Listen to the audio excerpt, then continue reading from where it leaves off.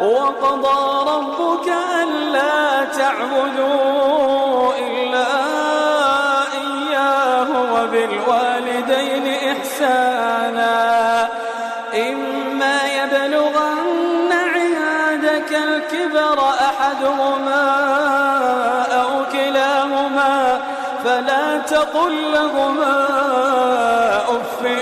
ولا تنهرهما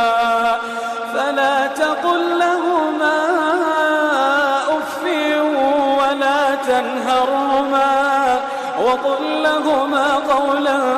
كريما واخفض لهما جناح الذل من الرحمة وقل رب ارحمهما كما ربياني صغيرا وقل رب ارحمهما كما ربياني صغيرا ربكم